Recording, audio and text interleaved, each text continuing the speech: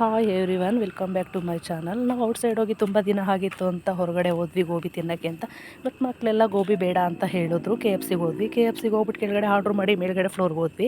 ಮೇಲ್ಗಡೆ ಫ್ಲೋರಲ್ಲಿ ಯಾರೂ ಇರಲಿಲ್ಲ, ನಾವು ಅಷ್ಟೇ ಇದ್ದಿದ್ದು. ಫುಲ್ ಖಾಲಿ ಇತ್ತು.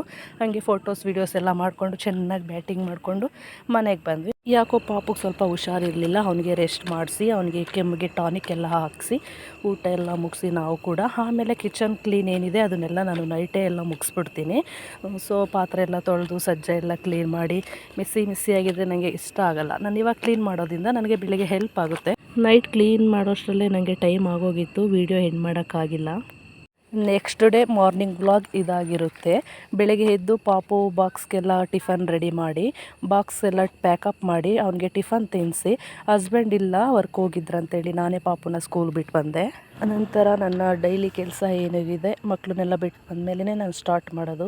ಕಸ ಎಲ್ಲ ಗುಡಿಸಿ, ವಾರ ಇತ್ತು ಅಂತೇಳಿ ಇವತ್ತು ಮನೆ ಎಲ್ಲ ಕ್ಲೀನ್ ಮಾಡಿ ಒರೆಸಿ ನೋಡಿ ಈ ರೀತಿ ಕ್ಲೀನ್ ಮಾಡೋದು. ನಮ್ಮ ಯಜಮಾನ್ರು ಅವರ ತಂಗಿ ಮಗಳು ಮನೆಗೆ ಬಂದಿದ್ದರು. ಹಾಗೆ ಬರ್ತಾ ಒಂದಿಷ್ಟು ತಿಂಡಿಗಳನ್ನೆಲ್ಲ ತೊಗೊಬಂದಿದ್ರು. ಹಾಕ್ಕೊಂಡು ನಾವು 3 ಜನನೂ ತಿಂತಾಯಿದ್ವಿ. ಹಾಗೆ ನಮ್ಮ ಯಜಮಾನ್ರು ಅವರ ಇನ್ನೊಬ್ಬರು ತಂಗಿ ವಿಡಿಯೋ ಕಾಲ್ ಮಾಡಿದರು. ವಿಡಿಯೋ ಕಾಲಲ್ಲಿ ಪಾಪು ಜೊತೆ ಮಾತಾಡ್ತಾ ಸ್ನ್ಯಾಕ್ಸ್ ತಿಂತ ಟೈಮ್ ಹೇಗೋಯ್ತು ಅಂತಲೇ ಗೊತ್ತಾಗಲಿಲ್ಲ. ಅದಾದಮೇಲೆ ನಾನು ಸ್ವಲ್ಪ ಫ್ರೆಶ್ ಅಪ್ ಆಗಿ ದೇವ್ರ ಮನೆಯೆಲ್ಲ ಕ್ಲೀನ್ ಮಾಡಿಕೊಂಡು ಪೂಜೆ ಕೂಡ ಮುಗಿಸ್ಕೊಂಡೆ.